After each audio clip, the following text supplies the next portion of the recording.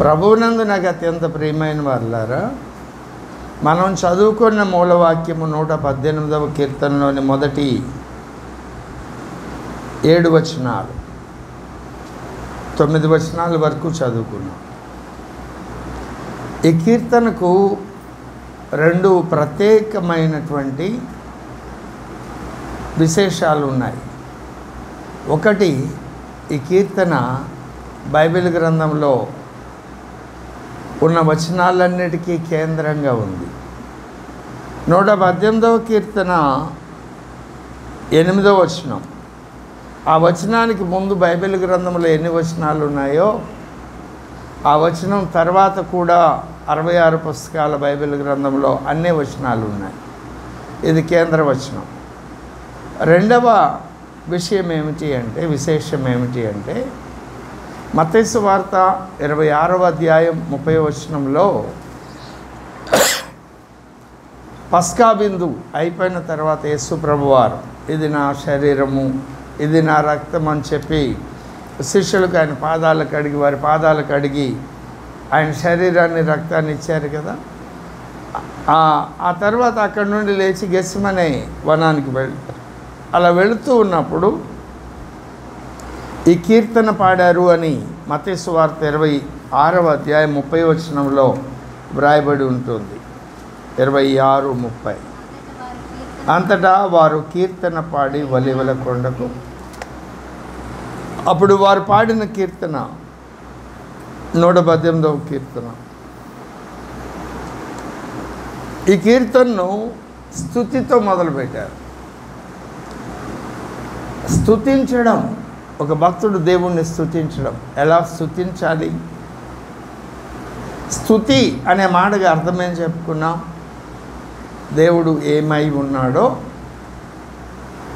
ఆ దైవిక లక్షణాలను ఆయనకే చెప్పడం. ఇది ఎలా చెప్పాలో ఇక్కడ వ్రాసారు. పైకి అక్షరాల్లో కనిపించదు, కానీ అక్షరాలు వెనకున్న సన్నివేశాలను మనం చూడగలిగితే మనకు అర్థమవుతుంది. ఆత్మపూర్ణుడైన భక్తుడు యెహోవా దయాళుడు అని ప్రారంభించాడు. అంటే ఆ భక్తుని హృదయం నిండా ఏమి నింపబడింది? దేవుని యొక్క దైవిక లక్షణమైన దయాళుత్వంతో, ఆయన దయతో, ఆయన మంచితనంతో ఆ హృదయం నింపబడింది. యెహోవా దయాళుడు, ఆయన కృప నిరంతరం నిల్చును. మొదటి విషయము, ఒక భక్తుడు దేవుణ్ణి ఆరాధించేటప్పుడు ఆ భక్తుని యొక్క హృదయం దేవుని యొక్క మంచితనంతో, దేవుని యొక్క దయతో పూర్తిగా నింపబడాలి. మామూలుగా స్తుతి ఆరాధన చేసేటప్పుడు ఆదివారం ఇక్కడ క్వైర్ వారు నిలవబడి మనల్ని నడిపిస్తూ ఉంటారు. వాళ్ళతో యథాలాపకంగా మనం ఏకీభవించి ఆరాధన చేస్తూ ఉంటాం. అలాగే మనం ముగ్గురు నలుగురు కలిసి పాడేటప్పుడు అప్పుడు కూడా ఏకీభవించి పాడుతాం. కుటుంబ ప్రార్థనలో, ఆయా సంఘ ప్రార్థనలో అనేకసార్లు క్వైర్తో కలిసి, లేకుండా బయట, లేకుండా ఒంటరిగా దేవుణ్ణి స్తుతిస్తూ పాటలు పాడుతాం. అదంతా దేవుణ్ణి స్తుతించడమే. కానీ దానికంటే శ్రేష్టమైన ఒక అనుభవాన్ని ఇక్కడ నేర్పుతున్నాడు 118వ కీర్తనలో. యెహోవా దయాళుడు అని ప్రారంభించాడంటే ఆ భక్తుని హృదయం అంతా దేవుని యొక్క దయతో నింపబడింది, దేవుని యొక్క మంచితనంతో నింపబడింది. దాన్ని అనుభవిస్తూ చెప్తున్నాడు, ఆయన కృప నిరంతరం ఉండును. ఇది హృదయంలో ఉన్న పరిస్థితి. రెండవది, దానిని గురించి ఆలోచిస్తూ ఆయనకు కృతజ్ఞతాస్తుతులు చెల్లించుడి. ఆయన దయాళుత్వం ఎలాంటిదో, ఆయన ప్రేమ ఎలాంటిదో, ఆయన కనికరం ఎలాంటిదో, ఆయన దైవిక లక్షణాలు ఎలాంటివో ఆయన హృదయం నిండా నింపుకొని దాని గురించి ఆలోచిస్తున్నాడు. దాని గురించి ఆలోచిస్తూ ఆ తర్వాత మూడవదిగా అందరితో చెప్తున్నాడు ఏమని? యెహోవాను స్తుతించుడి. దానికి కొన్ని ఆధారాలు ఇక్కడ చూపిస్తున్నాడు. 2వ వచనం, ఆయన కృప నిరంతరము నిలుచునని ఇజ్రాయేలీలు అందురుగాక. ఇజ్రాయేలీలు అందురుగాక. గుర్తుపెట్టుకోండి, ఎవరు? ఇజ్రాయేల్. ఇది పాత నిబంధన కాలం. ఒకటే మందిరం, సంవత్సరానికి 3 సార్లు దేశంలో ఉన్న పురుషులందరూ, ఇజ్రాయేలీలందరూ దేవుని మందిరానికి వెళ్ళాలి. ఇజ్రాయేలీలందరూ వెళ్ళాలి. వెళ్ళి అక్కడ జరిగే కార్యక్రమాల్లో 3 సార్లు ఎప్పుడెప్పుడు పస్కా, తర్వాత వారముల పండుగ లేదా పెంతెకొస్తు పండుగ, మూడవది పర్ణశాలల పండుగ లేదా బూరల పండుగ, ప్రాయశ్చిత్తార్థ పండుగ వెళ్ళాలి. 3 సార్లు వెళ్ళాలి. సంవత్సరంలో 3 సార్లు. మొదటి నెల 14వ తేదీ నుండి 21వ తేదీ, అక్కడ నుండి 50వ రోజు వారముల పండుగ, 7వ నెల 10వ దినం నుండి 3 పండుగలు జరుగుతాయి. అది 3 సార్లు వెళ్ళాలి. ఇప్పుడు వెళ్ళినప్పుడు ఇజ్రాయేలీలు ఎక్కడుంటారు? తర్వాత రెండవ మాట ఆయన కృప మూడవ వచనం, ఆయన కృప నిరంతరము నిలుచునని అహరోను వంశస్థులు అందురుగాక. ఎవరంటారు? మొదట ఎవరు? ఇజ్రాయేలీ. అహరోను వంశస్థులు అంటే అహరోను ఏ గోత్రానికి చెందినవాడు? లేవి గోత్రం. లేవి గోత్రం ఏ గోత్రం? యాజక గోత్రం. యాజకులైన వ్యక్తులు ఎక్కడుంటారు? మందిరం లోపల ఉంటారా, బయట ఉంటారా? మందిరం లోపల ఉంటారు. ఇజ్రాయేలీలు ఎక్కడుంటారు? బయట ఉంటారు. లోపల ఉన్నవాళ్ళు ఆయన కృప నిరంతరం నిల్చునని చెప్పాలి. బయట ఉన్నవాళ్ళు ఆయన కృప నిరంతరం నిల్చునని చెప్పాలి. మూడవది, ఆయన యందు భయభక్తులు గలవారు కదా. ఆయన కృప నిరంతరము నిల్చునని యెహోవా యందు భయభక్తులు గలవారు. యెహోవా యందు భయభక్తులు గలవారు అంటే వీళ్ళెవరు? అంటే అహరోను వంశస్థులకును ఇజ్రాయేలీలకు భయభక్తులు లేవనా? ఒకవేళ వాళ్ళైతే వాళ్ళ పేర్లు చెప్పాడు కదా. ఇక్కడ మరలా ఇంకొక ప్రత్యేకమైన కేటగిరీ గురించి చెబుతున్నాడు. ఏమని? భయభక్తులు కలిగిన వారు. యెహోవా యందు భయభక్తులు కలిగిన వారంటే ఇజ్రాయేలీ ఏతర ప్రజలు, యూదేతర ప్రజలు ఎవరైతే యెహోవా యందు భయభక్తులు కలిగి ఉన్నారో, ఉదాహరణకు కొర్నేలి గారు, అలాంటి వాళ్ళు కొందరు ఉన్నారు. అన్య సమాజము నుండి యెహోవా దేవుణ్ణి ఆరాధించేవారు, ఆయన పట్ల భయము భక్తి కలిగిన వారు కొందరు ఉన్నారు. వారందరూ కూడా ఏమనాలట? ఆయన కృప నిరంతరం నిలిచినది. ఎలా అనాలి అంటే దేవుని యొక్క మంచితనము, దేవుని యొక్క దయాళుత్వము, దేవుని యొక్క వ్యక్తిత్వాన్ని గురించిన ఆ విషయాలన్నిటితో హృదయం నింపబడాలి మొదట. 2, దాని గురించి ఆలోచించాలి. ఆ దయ, ఆ మంచితనం తన జీవితం పట్ల దేవుడు ఎలా కనబరిచాడో, అది ఎలాగ అనుభవించారో, దాని యొక్క పర్యవసానాలు ఏమిటో, ఫలితార్థాలు ఏమిటో ఇవన్నీ ఆలోచించాలి. ఇవన్నీ ఆలోచించిన తరువాత అప్పుడు నోటితో మాట్లాడాలి. ఆయన దయ కలిగిన వాడు, దానికి రుజువు నా జీవితం. ఆయన ప్రేమ కలిగిన వాడు, ఆయన నన్ను ప్రేమించాడు, దానికి రుజువు నా జీవితం అని నువ్వు మాట్లాడినా పాటే పాడనక్కర్లా. ఒక క్వైర్తో కలిసి నువ్వు ఆరాధనలో ఏకీభవించనక్కర్లా. ఈ 3 అనుభవాలు కలిగి ఆయన మంచితనాన్ని గురించి, దయను గురించి, ప్రేమను గురించి, ఆయన వ్యక్తిత్వ లక్షణాల గురించి నువ్వు మాట్లాడినా ఆయనకు స్తుతి చెల్లించడమే. దేవునికి స్తోత్రం చెప్దామా? ఇది అత్యున్నతమైన స్థాయికి చెందిన అనుభవం. ఈ అనుభవంతో ఈ కీర్తన ప్రారంభించాడు భక్తుడు ఆత్మపూర్ణుడై. ఇప్పుడు 5వ వచనం నుండి చూస్తే 5, 6, 7, 8 వచనాలు, 5 నుండి 8 వచనాలు. ఈ 4 వచనాలు గెస్సెమనే వనాన్ని గురించి, గెస్సెమనే వనపు అనుభవాన్ని గురించి చెబుతున్నాయి. ఆ తర్వాత 10, 11 వచనాలు గొల్గతా అనుభవాన్ని నేర్పుతున్నాయి. ఇంకా ఆ తర్వాత ఇంకా అనేక విషయాలు ఉన్నాయి.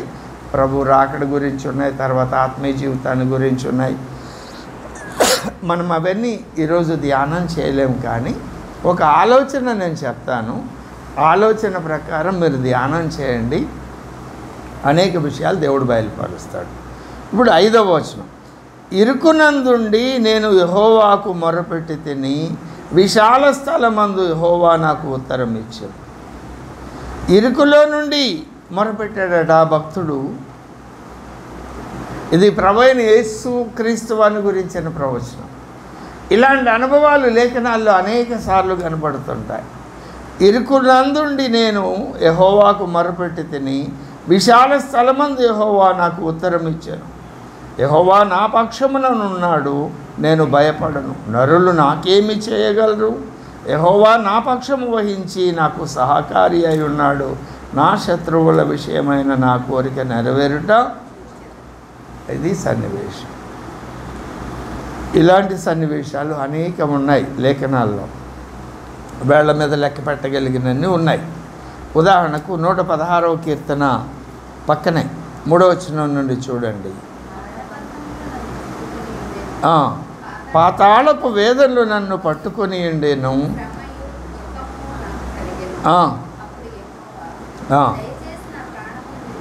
విడిపింపమని యెహోవా నామమును బట్టి నేను, యెహోవా దయాళుడు, మన దేవుడు వాత్సల్యత గలవాడు. ఇవన్నీ ఈయనకి ఎలా తెలుసు? ఈ దైవిక లక్షణాలన్నీ ఆయనకి ఎలాగ తెలుసు? ఆయన అనుభవించారు. ఆయన హృదయం నిండా నింపబడి ఉన్నాయి ఆ దైవిక లక్షణాలు కదా. కాబట్టి ఇప్పుడు ఇక్కడికి మీరు వచ్చారు, ఏదో ఒక ఇరుకు ఉంది, ఇబ్బంది ఉంది. ఆ ఇబ్బందిలో మీరు దేవుని సన్నిధికి ఎలా వచ్చారు? ఎందుకు వచ్చారు? నా ఇబ్బంది ఏదైతే ఉందో ఆ ఇబ్బంది నుండి విడిపించగలిగిన దేవుడు ఆయన ప్రేమ కలిగిన దేవుడు, దయ కలిగిన దేవుడు. మొదట ఆయన ప్రేమ కలిగిన వాడు కాబట్టి నేను ఆయన సన్నిధికి వచ్చినప్పుడు ఆయన నన్ను రిసీవ్ చేసుకుంటాడు. రెండు, ఆయన దయ కలిగిన వాడు కాబట్టి ఆయన నా సమస్యను సావధానంగా నేను చెప్పుకున్నప్పుడు ఆయన సావధానంగా వింటాడు. ఈ విశ్వాసం లేకుండా మీరు ఇక్కడికి వచ్చారా అండి? ఆ అంటే మీ హృదయం నిండా ఆయన గురించి ఏమి నింపబడి ఉంది? ఆయన దయను గురించి, ఆయన ప్రేమను గురించి, ఆయన నీ సమస్య నుండి విడిపించగలిగిన సమర్థత కలిగిన దేవుడని, ఆయన శక్తిమత్వమును గురించి నీ హృదయం నింపబడు. దాని గురించి నువ్వు ఆలోచించుకొని మాట్లాడుతున్నావు.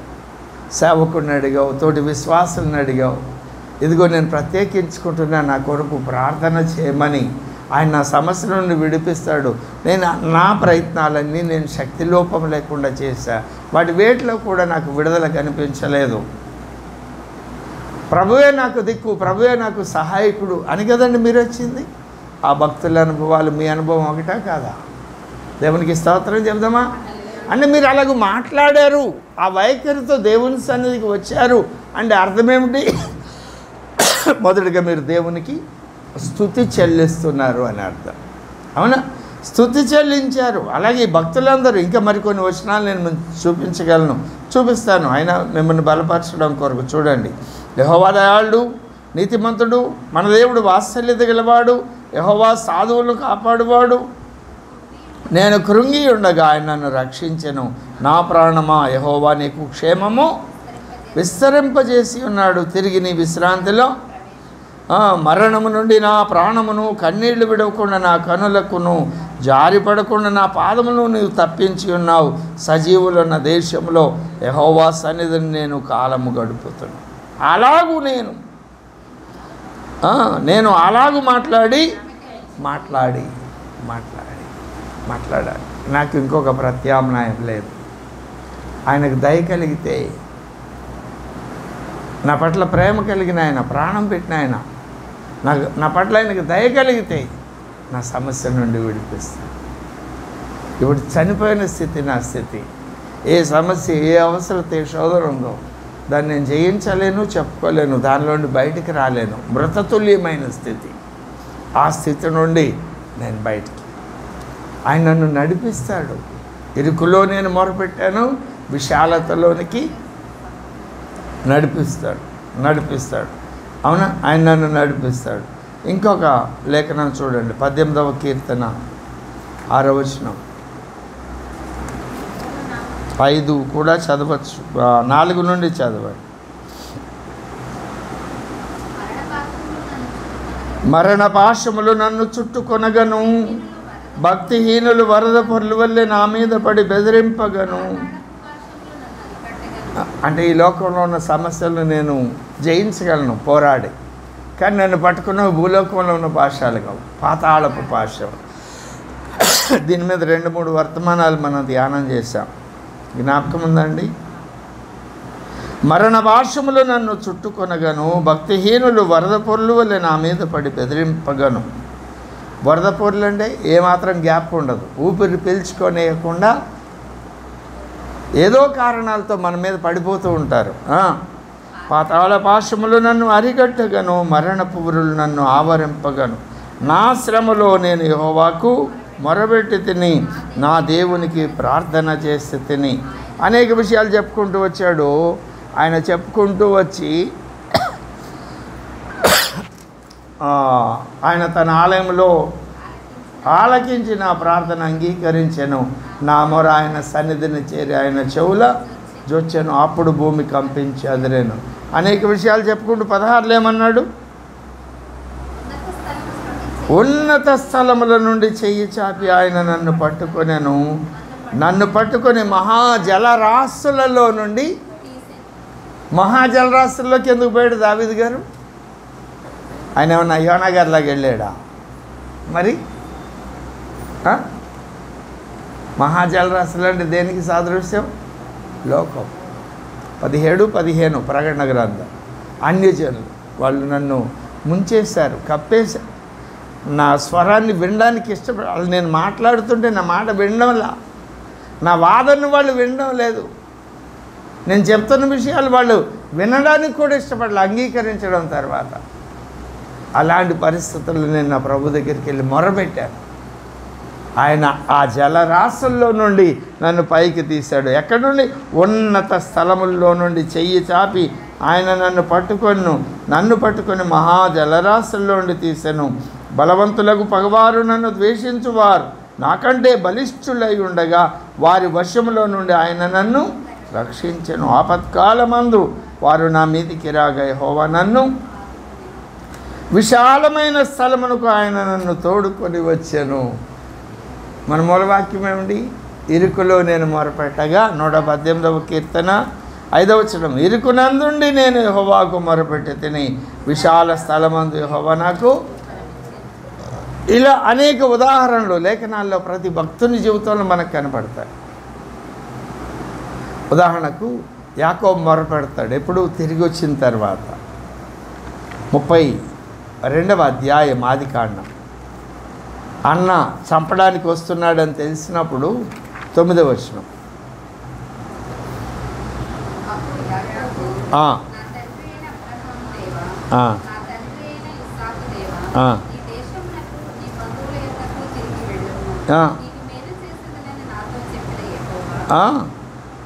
ఎలా చెప్తున్నాడు దేవునికి? ఆయన మాటలు ఆయనకే జ్ఞాపకం చేస్తున్నాడు. ఇప్పుడు నీ సమస్య ఏదుంది? నీ అవసరత ఏదుంది? నీ ఇరుకు ఏదుంది? ఇబ్బంది ఏదుంది? దానికి సంబంధించిన వాగ్దానం ఏముంది? దానికి సంబంధించి దేవుడు నీకు చేసిన ఉపదేశం ఏముంది? ఆ వాగ్దానాన్ని పట్టుకొని, దేవా ఈ వాగ్దానం ఇచ్చావు కదా, నువ్వు వాగ్దానం చేసిన దేవుడు కదా, దేవుడితో ఎలా మాట్లాడాలో. అవునా? మేలు చేసేదనని నాతో చెప్పిన యెహోవా. ఆయన అడ్రస్ ఏంటి? ఆయనేమో యాకోబు దేవుడు అని భూమి మీద చెప్పుకుంటాడు, ఈయనేమో నువ్వు వాగ్దానం చేసిన దేవుడు కదా అని చెప్తాడు. నీవు నీ సేవకునికి చేసిన సమస్తమైన ఉపకారములకును అపాత్రును, నేను పాత్రుని గాను. ఎట్లనగా వెళ్ళేటప్పుడు ఏముందంటే ఈ చేతిలో ఒట్టి చేతికర్ర నూనె బుడ్డ. ఆ నూనె బుడ్డలో నూనె కూడా అక్కడ పోసాడు బేతేల్లో.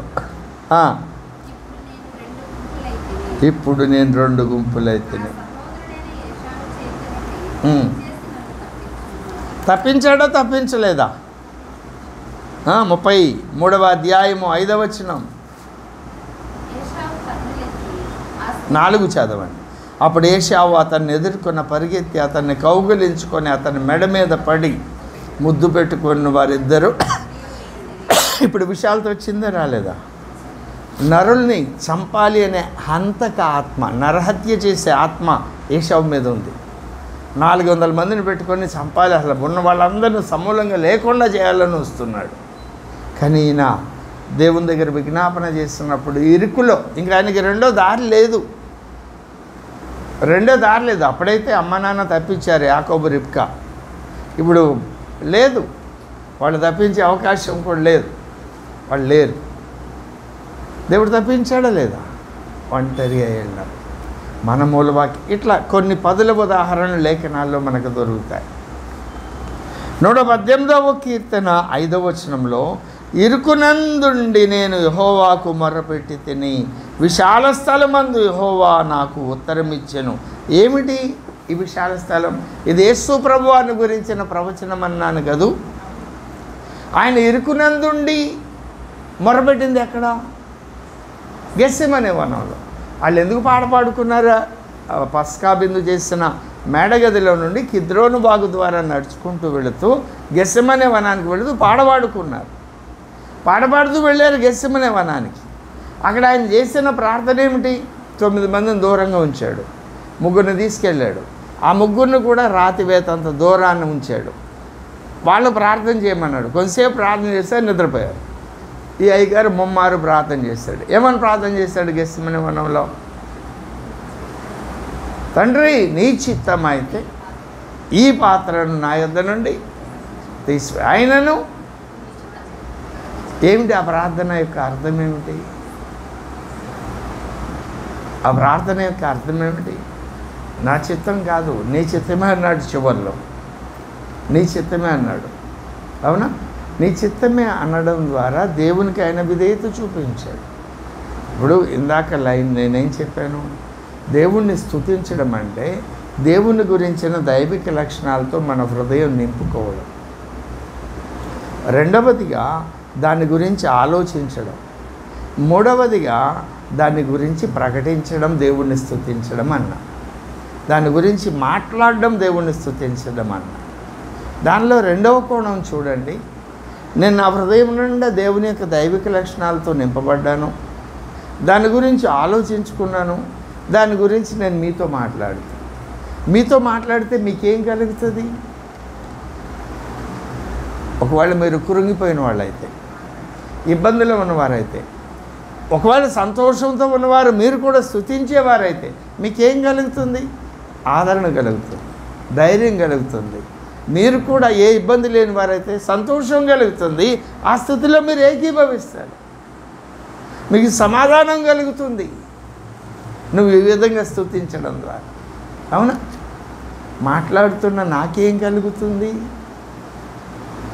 నా హృదయం నిండా నింపుకున్న దేవుని వ్యక్తిత్వాన్ని గురించి, దాని గురించి ఆలోచించుకున్న నా హృదయం నిండా అదే ఉన్నప్పుడు నేను ఎప్పుడు అదే ఆలోచిస్తాను.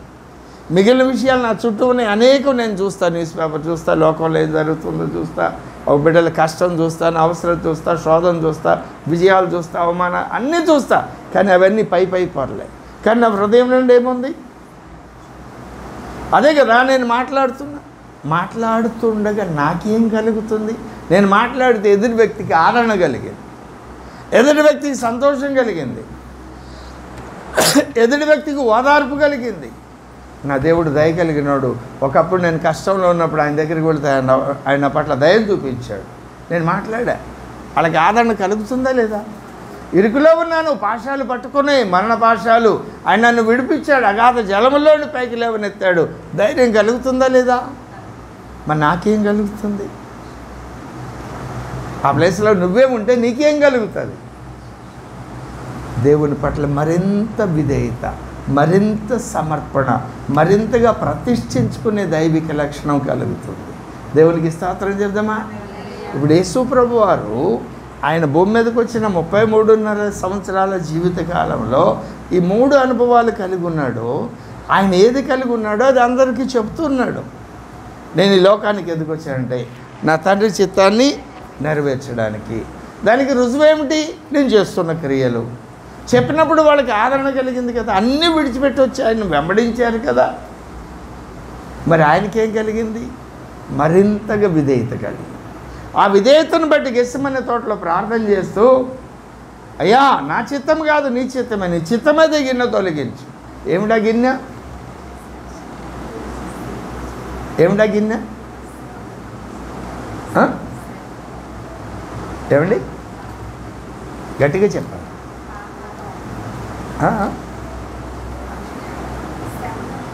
నాకు ఫ్యాన్ సౌండ్లో వినపడ్డా.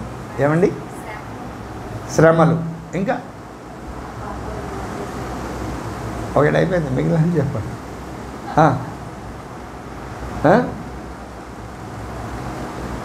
చెప్పరు. బైబిల్ చదువుతున్నారా? ఆయన గురించిన ఆలోచనలు హృదయం నిండా ఉన్నాయా?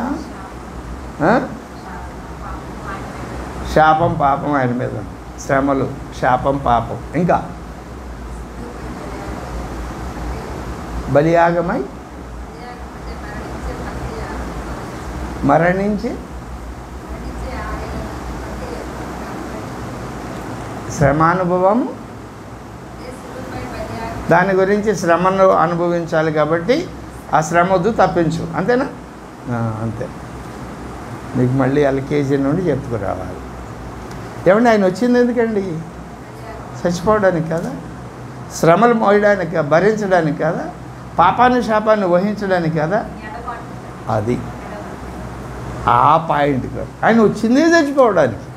ఆయన వచ్చిందే శ్రమలను. ఆయనకు తెలీదా? ఆ మహిమాస్వరూపుడైన దేవునికి తెలీదా? భూమి పుట్టక మునుపు, సృష్టిమే లేనప్పుడు వాళ్ళిద్దరు కలిసి ఉన్నారు.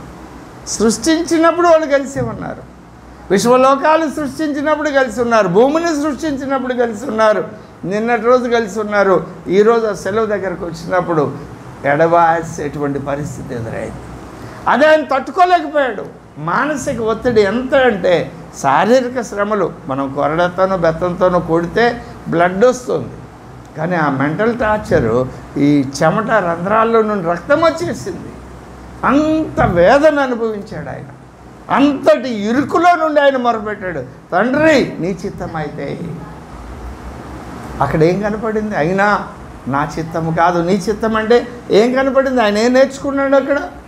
హృదయం నిండా తండ్రిని గురించిన ఆలోచనలు ఉన్నాయి. దాని గురించి ఎప్పుడు ఆలోచిస్తూ ఉన్నాడు. దాని గురించి ఆయన మాట్లాడుతూ ఉన్నాడు. ఆయన మాట్లాడడం ద్వారా అనేక మందికి మేలు కలుగుతుంది, ఆదరణ కలుగుతుంది, ఓదార్పు, ధైర్యం కలుగుతుంది. ఆయనకు మరింత విధేయత కలుగుతుంది. నువ్వు దేవుని గురించి ఎంత ఎక్కువగా మాట్లాడతావో, ఆయన నీతో కలిగిన వ్యక్తిగత అనుభవాలను గురించి నువ్వు ఎంత ఎక్కువగా మాట్లాడతావో అంతగా నీకు దీనత్వం వస్తుంది, నీకు అంతగా విధేయత వస్తుంది. ఆ విధేయత వస్తే నువ్వు దీనురాలవైతే ఆ కృప ఇవ్వబడుతుంది. దీనికి ఆయన కృప, ఆ కృప నీకు ఇవ్వబడితే నీ సమస్యలు నువ్వు బయటకు వస్తావు. ఆయన ఇరుకులో మొరపెట్టింది ఎక్కడ? గెస్సెమనే వనంలో. ఏమిటి ఆయన ఇరుకు? తండ్రి నుండి ఎడబాయడం. అది ఆయన సహించలేకపోతున్నాడు. ఆ ఊహే ఆయన నరాలు చిట్లిపోయేలాగా చేస్తాం. ఆ వేదనలో ఆయన మొరపెట్టాడు. ఆయనకి సమాధానం ఎక్కడొచ్చింది? గొల్గతాలో. ఇరుకులో ఎక్కడ ప్రార్థన చేశాడు? గెస్సెమనేలో. సమాధానం ఎక్కడొచ్చింది? గొల్గతాలో. ఆ పాత్ర తీసేను, అది నువ్వు అనుభవించాల్సిందే. దాన్ని బట్టి ఆయన సంతోషించాడు. అప్పుడు వేదన పడ్డాడు, దుఃఖపడ్డాడు. చాలా ఎంతగా దుఃఖపడ్డాడో అది మనం వర్ణించడానికి సాధ్యం కానంత గొప్ప దుఃఖాన్ని ఆయన అనుభవించాడు. కానీ ఆయనకి సమాధానం వచ్చింది.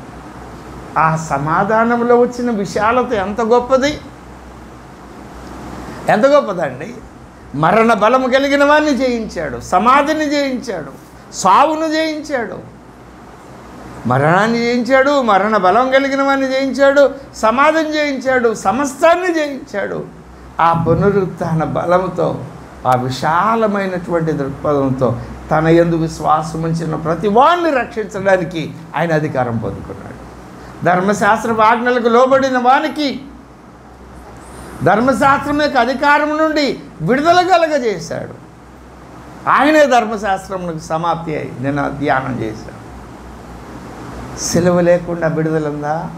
ఇరుకు లేకుండా విశాలత ఉందా? నేను ఎప్పుడూ అంటూ ఉంటాను, మనల్ని దేవుడు తీసుకుపోవాలంటే క్షణం పట్టదు. మనం తీసుకుపోవట్లా. రోగమో, అవమానమో, నిందో, ఆర్థిక ఇబ్బందో, ఇంకొక సవాలుతో కూడిన సమస్య, పరిష్కరించుకోలేని జటిలమైనటువంటి పరిస్థితుల్లో వీటిలో ఉంచి ఆయన మౌనంగా చూస్తున్నాడు. అది నీకు ఇరుకు. నీ ఆర్థిక ఇబ్బంది ఒక ఇరుకు, నీ అవమానం ఒక ఇరుకు.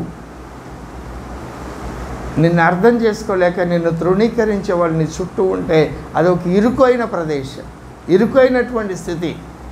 నీ సంతోషాన్ని పంచుకోవడానికి ఒక్కళ్ళు ఉండరు, నీ ఇంట్లో అందరూ ఉంటారు. నువ్వు లేకపోతే ఇంట్లో ఎవరికీ జరగదు. కానీ నీ మాట ఎవడు ఆలకించడు, నిన్ను గౌరవించరు, నిన్ను అవమానిస్తారు. లోపల భయం ఉండదు, పైకి మాత్రం డామినేషన్ చూపిస్తూ ఉంటారు. అది నీకు ఇరుకు ఇరుకు ఇరుకు. ఆ ఇరుకులో ఆయన ఏం చేశాడు? మొరపెట్టాడు. ఎంత మెంటల్ టార్చర్, ఫిజికల్ టార్చర్. మొరపెట్టినప్పుడు విశాలతలో ఆయనకి సమాధానం వచ్చింది.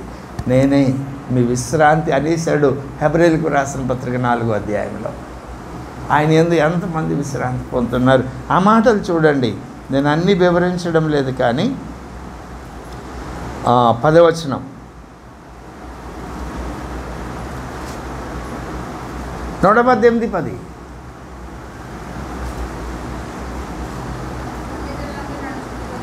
ఎవరు అన్యజనులు? రోమీయులు, మిగిలిన జాతుల వాళ్ళందరూ నన్ను చుట్టుకొని ఉన్నారు. నేను వారిని నిర్మూలము చేసేదను. నలుదిశలను వారు నన్ను చుట్టుకొని ఉన్నారు.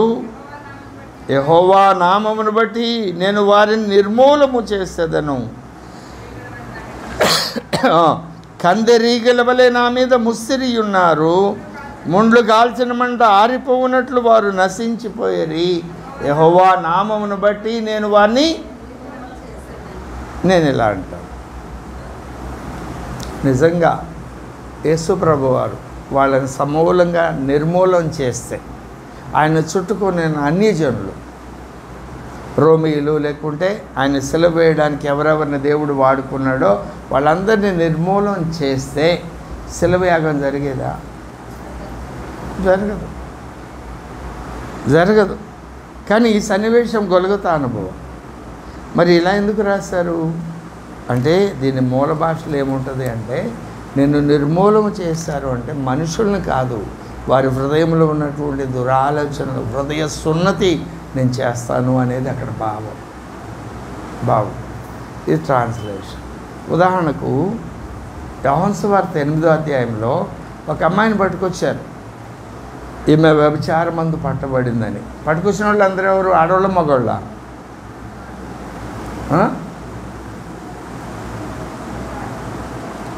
వ్యభిచారమందు పట్టబడిన స్త్రీని పట్టుకొని వచ్చిన వాళ్ళు ఆడవాళ్ళ, మగవాళ్ళ? యేసయ్య దగ్గరికి. వామ్మో, అయ్యో, మర్చిపోతారు ఎప్పటికప్పుడు కదా. అందరు పురుషులే, యేసయ్య కూడా పురుషులే. వచ్చి ఏమన్నారు? ఇదిగో ఈమె వ్యభిచారమందు పట్టబడింది, ఈమెను ధర్మశాస్త్ర ప్రకారం రాళ్లతో కూడా చంపేయాలి అని రాళ్ళు పట్టుకొని వచ్చారు. అప్పుడు యేసయ్య గారు ఏమన్నారు? ఒకవేళ చంపేయండి అన్నాడు అనుకో, శిలువయాగం నెరవేరుద్దా? క్రొత్త నిబంధన కార్యం అవుతుందా? కదా. అయితే నేను చెప్పున్నదేమనగా, ఒక చెంప కొడితే ఇంకో చెంప తిప్పమని ఆయన తప్పు చేశారని ధర్మశాస్త్రం ప్రకారం కంటికి కన్ను, పంటికి పన్ను. అయితే నూతన నిబంధన యుగం వస్తుందా? రక్షణ కార్యం జరుగుతుందా? జరగదు. పోనీ నేను క్షమిస్తున్నాను అన్నాడు అనుకో, ఇతను ధర్మశాస్త్రానికి విరోధంగా మాట్లాడుతున్నాడు. మోసే ధర్మశాస్త్రాన్ని తృణీకరించాడు కాబట్టి ఆమెను కాదు, ముందు ఈయన చంపండి అంటారు. అప్పుడు యేసయ్య ఆత్మపూర్ణుడు ఏమన్నాడు? చంపాల్సిందే అని ఏమో రాశాడు. ఏం రాశాడో తెలియదు. మీలో పాపం చేయని వాడెవడో ఒక్కడు కూడా లేడు. అది యేసయ్య పదం. అప్పుడు ధర్మశాస్త్రం యొక్క నెరవేర్చడానికి, అంటే నూతన నిబంధన సంఘం యొక్క క్రమాన్ని ప్రారంభించడానికి ఆ కార్యం దోహదం చేసింది. వాళ్ళని చంపలేదు, ఆమెను చంపలేదు, కానీ దేవుని కార్యం నెరవేర్చాడు. మరి ఇక్కడ మాత్రం ఎందుకు అలాగూ ఆ మనుషులను నిర్మూలన చేస్తాడు? మనుషులను నిర్మూలన చేస్తే ఏం జరుగుద్ది? తప్పు చేసిన వాడిని చంపేస్తే ఏం జరుగుద్ది? ధర్మశాస్త్రమే నెరవేరుతుంది, కానీ నూతన నిబంధన సంఘానుభవం నెరవేరదు. క్రీస్తు రక్షణ మనకు రాదు. క్రీస్తు రక్షణ మనకు రావాలంటే ఏం రావాలి? వాళ్ళు అక్షరార్థంగా భౌతికపరమైన సున్నతి చేయించుకోవాలి, మనకైతే హృదయ సున్నతి జరగాలి. ఆ సున్నతి ఇక్కడే చేస్తానని చెబుతాను. గెస్సెమనే వనంలో నుండి ఈ ప్రార్థన ఎక్కడికి వెళ్ళింది? గొల్గొతా పర్వతాన్ని. గెస్సెమనే వనంలో ఆయన ఇరుకులో నుండి మొరపెట్టాడు, విశాలతలో సమాధానం. విశాలతలో సమాధానం ఎక్కడొచ్చింది? గొల్గొతా. ఆ ఇరుకులో ఆయన పొందిన అవమానాలు, తృణీకారాలు, అపహాస్యాలు, నిందలు, ముళ్ళ కిరీటపు గాయాలు, శరీరం మీద దెబ్బలు, శరీరానికి హింస, మానసిక హింస, ఈ పోరాటంలో ఆయన మొరపెట్టాడు, తండ్రి వీరేమి చేయొచ్చు. అది శిలువయాగం, మానవుల రక్షణ కూడా. ఇప్పుడు మనకున్న ఇరుకు ఏమిటది? ఆరోగ్య సమస్య, కుటుంబంలో సమాధానం లేకపోవడం, ఆర్థిక సమస్య, దేవుని కొరకు మనం చేయాల్సిన కార్యాలు చేయలేకపోవడం, ఇలాంటి విషయాల కొరకే కదా మనం ప్రత్యేకించుకుంది. అందుకు అభిషేకం కావాలి. నాతో ఉన్న వారందరూ కూడా దేవునితో సమాధాన పడాలి.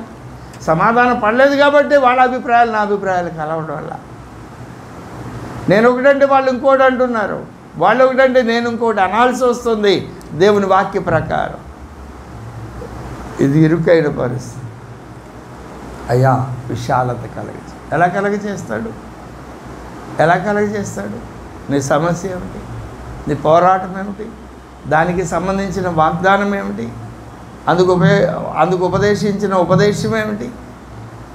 వాగ్దానం చేసిన దేవా మొరపెట్టు. ఎలా మొరపెట్టాలి? ఆయన స్తుతిస్తూ. ఎలా స్తుతిస్తూ? ఆయన యొక్క దైవిక లక్షణాలను హృదయంలో నింపుకొని. అందుకేగా నువ్వు ఇన్ని దినాలు ప్రత్యేకించుకున్నావు. పగలల్లా కష్టపడి పనిచేసి అలసిపోయి వచ్చి కూడా ఈ రాత్రి సమయంలో ఎందుకు ఆ శరీర అలసటను కూడా పక్కన పెట్టి ఎందుకు వచ్చావు? నాకు ఇంకొక దారి లేదు, నేను నా ప్రభు దగ్గరికి వెళ్ళాలి. ఆయన నాకు విడుదల ఇచ్చే దేవుడు, పరిష్కారం చూపించే దేవుడు, నా పట్ల ప్రేమ చూపించే దేవుడు. నన్ను వ్యతిరేకించేవారు అనేక మంది ఉన్నారు. మీకు తెలుసా, క్రైస్తవుల మీద చాలామంది, మరి ముఖ్యంగా సేవకుల మీద చేతబడులు చేస్తున్నారని మంత్రోచ్చాటన నిత్యం జరుగుతుంది. మనం కనుక 24 గంటల ప్రార్థన జరగాలని నేను ఎప్పుడు కోరుకుంటూ ఉంటాను కదా, ఆ ప్రయత్నం అప్పుడప్పుడు చేస్తూ ఉంటాం కదా. వాళ్ళు కూడా అలాంటి ప్రయత్నం చేస్తున్నారు. దేవుని సేవకులకు, దేవుని పిల్లలకు విరోధంగా నిరంతరం జరిగే ప్రక్రియలు జరుగుతున్నాయి. యజ్ఞయాగాదులు, హోమాలు, చేతబడులు. వారి నాశనం కావాలని, దేవుడిని విడిచిపెట్టాలని, లోకంలోనికి రావాలని, గర్భాపసి అని ఏ పేరైనా చెప్పనేయండి, నువ్వు క్రీస్తుని వదిలిపెట్టాలని నిరంతరం జరుగుతుంది ఆ పోరాటం. ఇంకా పబ్లిక్లో కనపడిన వ్యక్తులనైతే మరింతగా యూట్యూబ్లో, సోషల్ మీడియాలో అల్లరి చేసేస్తున్నారు. మనిషిని చంపడం కన్నా క్యారెక్టర్ అసాసినేట్ చేస్తున్నారు. నిన్న కేఏ పాల్ గారు, నిండు వృద్ధులు కదా, ఆయన బహుశా 60 ఏళ్ళ పైన ఉంటాయేమో, ఆయన మీద ఇంతకాలం లేని ఒక నింద వేశారు.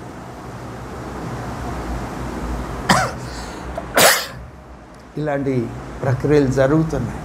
ఇవన్నీ ఇరుకు పరిస్థితులు.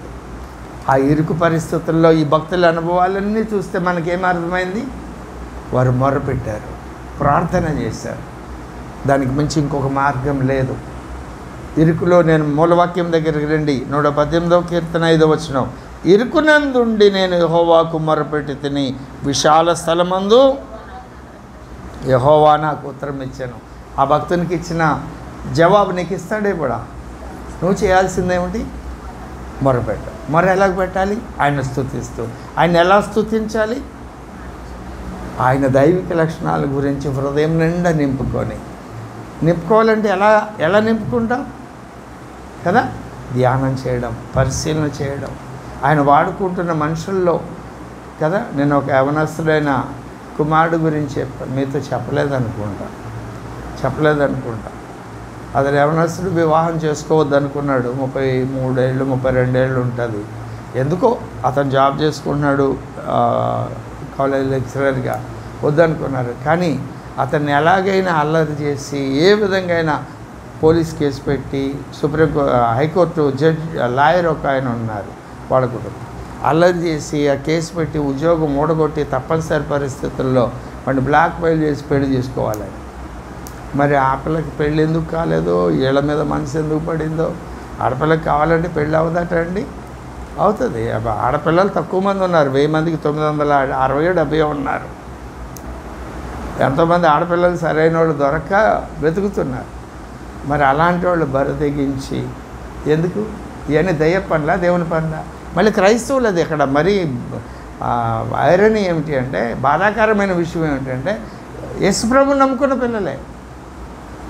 దుర్మార్గంగా ప్రవర్తించి ఆ మగపిల్లల మీద అతని మీద ఉన్న దేవుని కృప ఏమిటంటే ఈ వారంలో ఇంటికి వచ్చి అల్లరి చేయాలనుకున్నారు. అప్పటికి 1 year నుండి ఆ ప్రోగ్రాం నడుస్తుంది. ఎస్ఎంఎస్లని, వెంటపడ్డాలని, గొడవలు చేయడాలని. ఎక్కడ వర్కౌట్ అలా వాడి పని చూసుకుంటే అలా రిప్లై కూడా ఇవ్వలేదు. కానీ లాస్ట్ మూమెంట్లో ఇంక వచ్చి గొడవ చేయాలి ఈ వీక్లో అనుకున్నప్పుడు అదే వీక్లో వానికి బెంగళూరులో జాబ్ వచ్చింది, వెళ్ళిపోయాడు హైదరాబాద్ నుండి. వాళ్ళకి అవకాశం ఉంది అంటే అతని వెనక ఎవరో పెద్దలు, వాళ్ళెవరో పనిచేశారు ఈ చెడ్డ పనులు చేయడానికి. మంచి పనుల కొరకు మన కొరకు ఎవరో విజ్ఞాపన చేసిన తండ్రులు ఉన్నారు. వారి విజ్ఞాపన బిడ్డల మీద కాపుదలగా మన కొరకు నిరంతరం ప్రార్థన చేసేటువంటి భక్తులు ఎలాగున్నారో మన కీడు కొరకు నిరంతరం పనిచేసేటువంటి అపవాది దూతలు, అపవాది భక్తులు కూడా ఉన్నారండి. సాతాను సంఘాలు ఉన్నాయి. ఇంతకుముందు చెప్పాను, వేల సంఖ్యలో ఉన్నాయి. వారు ఎంత నిష్టగా ఉపవాసం ఉంటారు. ఇప్పుడు మన సమస్యలకు కారణం ఏమిటి? నా బిడ్డకి జ్వరం రావాలని నేను కోరుకుంటానా? నువ్వు కోరుకుంటావా? కోరుకోవు. నా బిడ్డ అప్పులు పాలైపోవాలని నేను కోరుకుంటానా? కోరుకోను. మరి మనం దేవుని బిడ్డలమైనప్పుడు దేవుడు మనం ఇలాంటి ఇబ్బందుల్లో ఉంటే ఆయన ఎందుకు మౌనంగా ఉంటున్నాడు? అలాంటి పరిస్థితుల్లోకి మనల్ని ఎందుకు నెట్టివేస్తున్నాడు? అవునా? అక్కడ కూడా అపవాదిని ఉపయోగించుకొని మనల్ని చెక్కడానికి, మనకు విధేయత నేర్పడానికి, గొప్ప ఆరాధకులుగా మనల్ని మార్చడానికి, ఆయనతో సహవాసం కలిగిన వ్యక్తులుగా సిద్ధపరచడానికి. నిజం చెప్పు, నువ్వు ఒక్కడివే ఉన్నప్పుడు నీ గదిలో ఈ ఇబ్బందులు ఏమి లేవు. వస్తావా అండి ఈ ప్రేయర్కి? ఒకవేళ వచ్చే వ్యక్తివైతే అంతకుముందు కూడా ఈ గురువారం, శనివారం క్రమానికి రెగ్యులర్గా వస్తావు కదా. ఈ సమస్యను బట్టే కాదు కదా. అలా దైవ కార్యం ఎప్పుడు జరుగుతున్నా నీకు అవకాశం ఉంటే వస్తావు, రాలేకపోతున్నానని చెప్తావు కదా. అలా ఎంతమంది రాగలుగుతున్నారు? అలా అస్సలు రావడం లేదని నేను చెప్పను, చాలా కొద్ది మంది. అవునా? వాళ్ళని దేవుడు చెప్తున్నాడు, వీళ్ళని దేవుడు చెప్తున్నాడు. కాబట్టి ధైర్యంగా మన సమస్య ఏమిటో మనం గుర్తుపడదాం. దాని విడుదలకు సంబంధించి దేవుడు ఏం చెప్పాడో జ్ఞాపకం చేసుకుందాం. దాన్ని జ్ఞాపకం చేసుకుని ప్రభువా నువ్వు వాగ్దానం ఇచ్చావు. ఆ భక్తులందరికీ యాకోబు మొదలుకొని యేసు ప్రభువారి వరకు, ఆయన శిష్యుల వరకు ఇరుకులో మొరపెట్టినప్పుడు విశాలతలో నువ్వు సమాధానం ఇచ్చావు. నా జీవితంలో ఇరుకునిచ్చావు. సిలువను బట్టి ఆయన స్తుతించాడు ప్రభువుని, శ్రమను బట్టి ఆయన ఆనందించాడు. ఆయన నీ చిత్తమైతే తీసేయమంది ఎడబాటును గురించి ఎప్పుడైనా ఏడ్చావా? ఈరోజు దేవుని వాక్యాన్ని చదువుకోవాలా? ఈరోజు నేను ప్రార్థనలో గడపలేకపోయా, ఈరోజు నా దేవునితో సన్నిహితంగా నేను లేను, ఎప్పుడైనా ఏడ్చావా? ఆయనకి ఎప్పుడూ ఆ ఎడబాట్లేదు. ఎడబాటు రేపు రాబోతుందని తెలిసి ఈరోజు చెమట వచ్చి అంతగా, రక్తం వచ్చి అంతగా ఏడ్చాడు. ఆ భారం నీకు వచ్చిందంటే అర్థం ఏమిటంటే నీ హృదయం అంతా ఆయన ప్రేమతో నింపబడిందని అర్థం. అది రాలేదంటే అర్థం ఏమిటంటే నీ హృదయంలో ఇంకేవేవో ఉన్నాయి. ఏవేవుంటాయి? ఆ చింత, ఆ దుఃఖం, ఆ బాధ, అవమానానికి సంబంధించిన విషయాలు. ఈ డబ్బు ఎలా కట్టాలి, ఈ మనిషిని ఎలా గెలుచుకోవాలి, ఈ కుటుంబం ఎలా కట్టబడాలి, ఈ బిడ్డల భవిష్యత్తు ఏమిటి, వీళ్ళు లోపడడం లేదు, వీళ్ళ ఆరోగ్య పరిస్థితులు ఏమిటి, వీటితో నింపబడ్డాయి. వాటి ప్లేస్లో దేవుని యొక్క దైవిక లక్షణాలతో నీ హృదయం నింపుకో, అవన్నీ ఆటోమేటిక్గా క్లియర్ అయిపోతాయి. ఎందుకు? ఆయనతో నింపబడినప్పుడు నీ హృదయంలో ఆయనే ఉన్నాడు, నీ సమస్య లేదు. ఆయనతో నింపబడినప్పుడు ఆయనే నీ హృదయంలో ఉన్నప్పుడు నువ్వు నీ సమస్యను బయట నుండి చూస్తావు, బయట చూస్తున్నప్పుడు ఏమవుతుంది? ఆయన కష్టంలో ఉన్నవారు, వ్యాధిలో ఉన్నవారు, సమస్యలో ఉన్నవారిని బయట నుండి చూసినప్పుడు ఏం జరిగింది? కనికరపడ్డాడు. విశ్వాసం ఉంచిన ప్రతి వారిని స్వస్థపరిచాడు. అసలు ఆయన హృదయంలోనే దుఃఖం ఉంటే, ఆయన హృదయంలోనే చింత ఉంటే, ఆయన హృదయంలోనే వేదన ఉంటే ఈ భౌతికపరమైన విషయాల గురించి తన చుట్టూ ఉన్నవారిని చూడగలడా? కనికరపడగలడా? ఇక్కడ కూడా అదే సూత్రం. నువ్వు ఆయన దైవిక లక్షణాలతో నింపబడితే ఇప్పుడు నీ సమస్య నీదిగా నువ్వు చూస్తున్నావు. అది నీ హృదయంలో అది ఒక భాగమైంది. 100% నీ హృదయం 100 ml లేదా 1 లీటర్ 1000 ml లిక్విడ్ పట్టే అంతదానికి ఉందా? అందులో దేవుని గురించి 500 ml ఉన్నది భాగం, మిగిలిన 500 ఇచ్చి ఎంత ఉంది. అది కాకుండా ఆ 1000 ml కూడా దైవిక లక్షణాలతో నీ హృదయం నింపబడితే ఆ సమస్యను బయట నుండి చూస్తాం. అదే 500 ml అది 500 ml ఇది ఉంటే ఈ లోపలే ఘర్షణ, ఇక ఆ సమస్యను చూడలేవు, దేవుని మహిమను సంపూర్ణంగా చూడలేవు. నా మాట అర్థమవుతుందండి? కాబట్టి పూర్తిగా ఆయన మనం ఏమైనా చేయగలమా? వేరే ప్రయత్నం ఏమైనా చేయలేము. మనం ఏ సమస్యలు అయితే ఎన్నిక చేసుకొని దేవుని దగ్గరికి వచ్చామో ఆ సమస్యల విషయంలో మన ప్రయత్నాలన్నీ చేసి సక్సెస్ కాక ఆయన దగ్గరికి వచ్చాం. ఇప్పుడు ఆయనతో నింపబడతాం. అప్పుడు ఆయనతో నింపబడితే ఈ సమస్యకు మన హృదయంలో తావు ఉండనప్పుడు ఆయనే మనతో నింపబడి ఉంటే మనం ఈ లోకంలో బ్రతకాలి, సాక్షులుగా ఉండాలి, ఈ లోకంలో ఆయన మహింపరచాలి, ఆయన చిత్తం నెరవేర్చాలి. కాబట్టి ఈ శరీరము మనకెంత అవసరమో ఆయనకు కూడా అంత అవసరం. అప్పుడు ఈ శరీరాన్ని ఆయన ఉపయోగించుకుంటాడు, ఒక మాట పలికిస్తాడు, సమస్యకు విడుదలగా పరిష్కారం అయిపోతుంది. కాబట్టి హృదయం నిండా ఆయన దైవిక లక్షణాలతో నింపబడతాం. ఎవరెవరు ఆయన స్తుతించాలి? ఆయన కృప నిరంతరం ఉండునని ఇజ్రాయేలీలు. మందిరం బయట యాజకులు, అహరోను వంశస్థులు అంటే యాజకులు మందిరం లోపట. యెహోవా యందు భయభక్తులు కలిగిన వారంటే బయట ఉన్నవాళ్ళు. బయట ఉన్న వాళ్ళలో 2 వర్గాలు, దేవుని ప్రజలు, యూదేతర ప్రజలు. వాళ్ళు కూడా ఈయన పట్ల భయము భక్తి కలిగి ఉన్నారు. వాళ్ళందరూ కూడా మందిరం లోపల ఆరాధన జరుగుతుంది, మందిరం బయట ఆరాధన జరుగుతుంది. ఇంకా అక్కడ చీకటికి తావెక్కడ? మన దేహం దేవుని దేవాలయం. లోపల ఆరాధన జరుగుతుంది, బయట నలుగురితో కలిసి ఆరాధన చేస్తున్నాం. ఇంకా అపవాది నిలిచేది ఎక్కడ? అవమానం నిలిచేది ఎక్కడ? నరహంతక ఆత్మతో వస్తున్న ఏశావు మనసు మార్చలేదా? నిన్ను వ్యతిరేకిస్తున్న వ్యక్తులను ఆయన మార్చలేడా? అందుకే అన్నాడు 118వ కీర్తన 6వ వచనంలో, యెహోవా నా పక్షమున ఉన్నాడు, నేను భయపడను, నరులు నాకేమి చేయగలరు. బైబిల్లో కేంద్ర వచనం చెప్తుంది, మనుషులను నమ్ముకున్నట కంటే యెహోవాను ఆశ్రయించడం. ఇది బైబిల్ సారాంశం అండి. ఎంత క్యాలిక్యులేటెడ్గా మధ్య వచనంలో రాయించాడు ఆ మాటలు. నమ్మండి. హృదయం నిండా ప్రభువు ప్రేమ. మహా అయితే నీకున్న ఆరోగ్యపరమైన సమస్య అయినా, ఆర్థికపరమైనదైనా, అవమానపరమైనదైనా, ఫైనల్ ఏమిటంట? నువ్వేమీ సక్సెస్ కాలేకపోయావు, అప్పు తీర్చలేకపోయావు, అవమానాన్ని భరించలేకపోయావు. ఫైనల్ ఏంటి చెప్పండి? చచ్చిపోవడమేగా. అంతే కదండి. అది భరించలేనప్పుడు చనిపోవడమే కదా. ఆయన చనిపోనిస్తాడా? నువ్వు ఆయనతో నింపబడి ఉంటే నీకు చనిపోయే అవకాశం ఎక్కడ ఉంటుందండి? నీకు మేలు చేయాలంటే ఈ భూమి మీద నుండి నిన్ను తీసుకెళ్తాడు, అంతే. ఆయన పని చేయడానికి నిన్ను ఉంచుకున్నాడు. కాబట్టి మన హృదయాలను దేవుని వ్యక్తిత్వంతో నింపుకుందాం, దాని గురించి ఆలోచిద్దాం, దాని గురించి మాట్లాడితే ఏం జరిగింది? ఎదుటి వారికి ఆదరణ కలిగింది, ధైర్యం కలిగింది, నిరీక్షణ కలిగింది, వారికి విడుదల కలుగుతుంది. మనకేం కలుగుతుంది? దేవుని పట్ల మరింత విధేయత, మరింత దీనత్వం కలుగుతుంది. ఇది నెరవేరినప్పుడు మన సమస్యలు మనవి కావు, ఆయనవి అవుతాయి.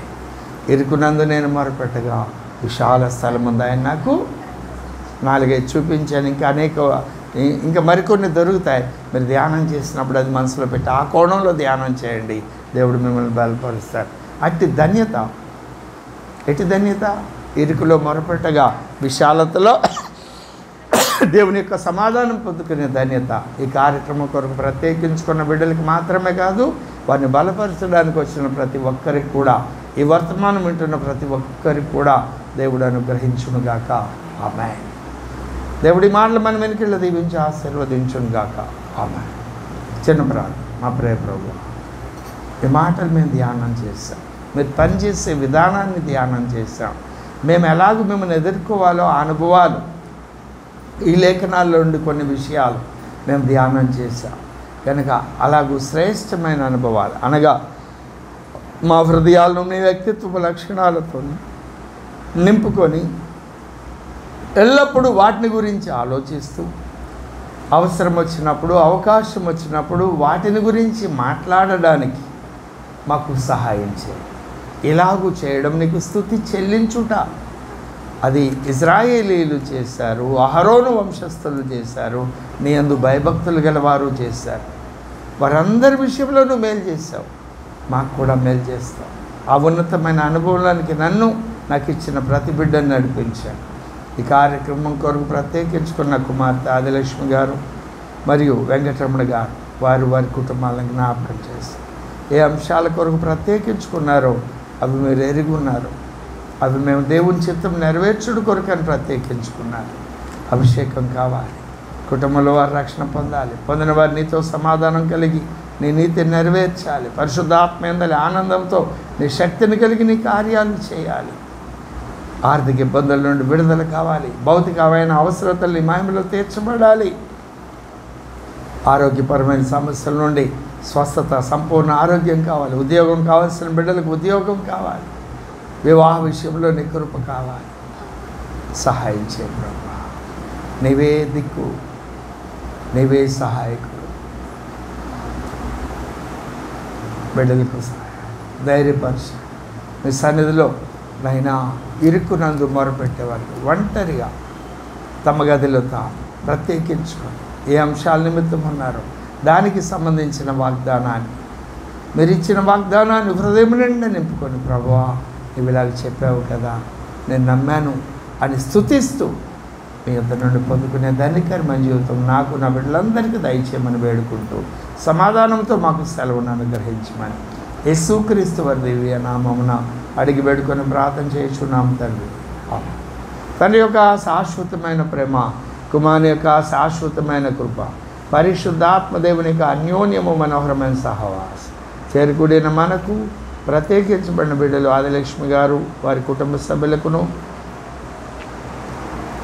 వెంకటరమణ గారు వారి కుటుంబ సభ్యులకును, చేరుకుడిన మనకును, ఈ లోకంలో ఉన్న సకల పరిశుద్ధులందరికీ సదాకాలం తోడై ఉండును గాక.